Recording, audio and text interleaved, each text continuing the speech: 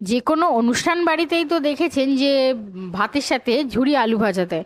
মানে ভাত, মুগের ডাল, তার সাথে ঝুরি আলু ভাজার কম্বিনেশনটা তো ব্যাপক। অনুষ্ঠান বাড়ির মতো ঝুরি আলু ভাজা তৈরি করাটাই আজকে আমি আপনাদের সাথে শেয়ার করছি। নমস্কার, আমার চ্যানেলে সবাইকে স্বাগত। আর পুরো ভিডিওটা দেখার অনুরোধ রইল আপনাদের কাছে। আমি এখানে দুটো বড় সাইজের আলু খোসা ছাড়িয়ে রেখেছিলাম। এবার ভালো করে ধুয়ে নিয়ে একটা গ্রেটারে করে আমি দেখুন যেভাবে যেই প্রসেসে করছি, মানে একদিকে হবে, দুদিকে আলুটা নাড়ানো যাবে না, মানে দুদিক করে করলে ওটা পেস্টের মতো হয়ে যাবে। একদিক করে করতে হবে।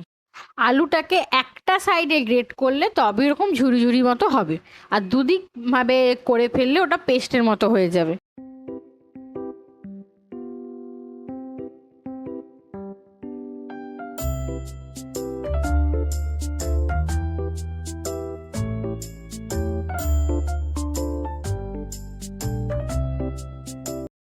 আমি প্রথমে এখানে ছোট গ্রেটারটা নিয়েছিলাম, আমার করতে অসুবিধা হচ্ছিল বলে আমি আরেকটা গ্রেটার নিয়েছি।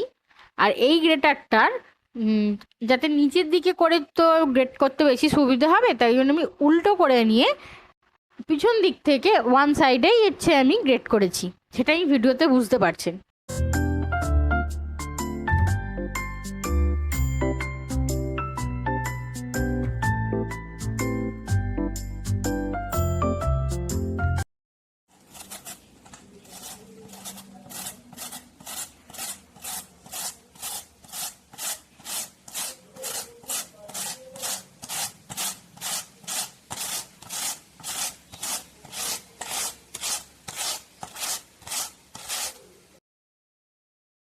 দেখুন পুরো গ্রেট করা কমপ্লিট। দেখুন লম্বা লম্বা একদম ভালো ভালো দেখতে হয়ে গেছে ঝুড়ির মতো।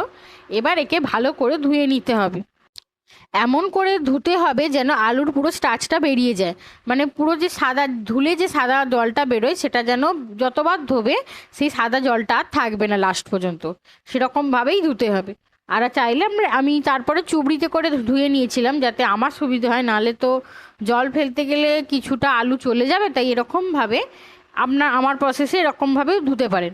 একটা গামলায় বা একটা বড় ডেচকিতে, একটা চুবড়িতে করে বা একটা ফুটো ডিশে করে রেখে আর তাতে জল দিয়ে দেবেন আর ভালো করে কচলে নেবেন, পরিষ্কার হয়ে যাবে। আবার জলটা ফেলে দিয়ে আবার একটু জল দিয়ে আবার ভালো করে কচলাবেন। বারবার করতে করতে দেখবেন এই সাদা জলটা, যে সাদা জলটা হচ্ছে সেটা আর থাকবে না, একদম পরিষ্কার জল বেরোবে।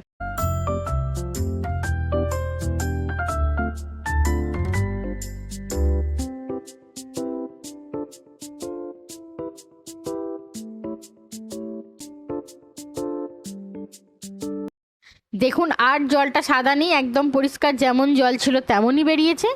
এবার এটাকে একটু জল ঝরতে দিয়ে আপনারা চাইলে কিছু কাগজে করে বা কোনো সুতির কাপড়ে করে ভালো করে শুকনো করে নেবেন মিলে পাখার তলে। আমি এখানে কাগজের উপর রেখে জলটা সোপ করিয়েছি, বেশিক্ষণ ধরে করিয়েছি কারণ আমার হাতে টাইম ছিল বলে। আর দেখুন যখন মানে শুকনো হয়ে যাবে, দেখুন ওগুলো আর কালো হবে না, যেমন এমনি রাখলে যেমন আলু কালো হয়ে যায়, এই স্টার্চটা বেরিয়ে গেলে আর এটা কালো হয় না। দেখুন আলুগুলো পুরো শুকনো একদম ঝরঝরে হয়ে গেছে। এবার এবার ভাজার জন্য রেডি। এবার একটা কড়াইয়ে তেল বেশি করে গরম করে, এবার যখন তেলটা পুরোপুরি ভালোভাবে গরম হয়ে যাবে তখন ওইখান থেকে ওরকম ঝুড়ো ঝুড়ো করে ছড়িয়ে ছড়িয়ে ভেজে নেবেন। একটু হালকা লাল লাল হলে ওইটাকে তুলে নিতে হবে। এরকমভাবে বারবার আমি ভেজে নিলাম। আলুগুলো পুরোপুরি ভাজা কমপ্লিট। এবার আমি ওতে কিছুটা চীনা বাদাম ভেজে নিয়েছি, আর এবার ভেজে নিচ্ছি কারি পাতা। আপনারা তো দেখেইছেন অনুষ্ঠান বাড়িতে যেমন ঝুরি আলু ভাজাতে চীনা বাদাম, কারি পাতা এগুলো থাকেই। আপনারা কি পুরোটা প্রসেসে বুঝতে পারলেন আমি কোথাও একটু নুন দিইনি? সব ভাজা কমপ্লিট। এবার দেবো নুন, স্বাদের জন্য একটু নুন দিয়ে ভালো করে মাখিয়ে নেবো। এই আমি যেমন চুবড়িতে করে এরকম মাখিয়ে নিয়েছি, মানে শুধু শর্টে করলে এটা পুরোপুরি মানে পুরোটা চাড়িয়ে যাবে। এবার একে কোনো কন্টেনারে বা কোনো প্যাকেটে করে রেখে দেবেন। আমার আমার মতে বলছি, আমি এটা আগেও অনেকবার বাড়িতে করেছি। আমি এগুলোকে কোনো প্যাকেটে করে বা কাগজে করে, মানে ভালো করে প্যাকেট করে ভালো করে বন্ধ করে নিয়ে আমি রেখেছি মুড়ির টিনে।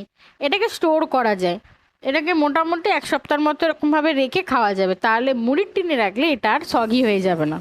আওয়াজটা শুনতে পাচ্ছেন? একদম মুচমুচে আওয়াজটা হয়েছে, একদম পারফেক্ট অনুষ্ঠান বাড়ির মতো ঝুরি আলু ভাজাটা রেডি হয়ে গেছে। এবার এটাকে ভাতের সাথে শুধু সার্ভ করুন।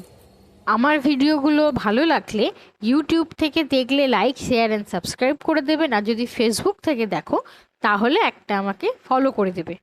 আমার ফেসবুক পেজের সাথে যদি আপনারা যুক্ত হতে চান তাহলে ডেসক্রিপশানে আমার এই ফেসবুকের লিঙ্কটা দেওয়া আছে।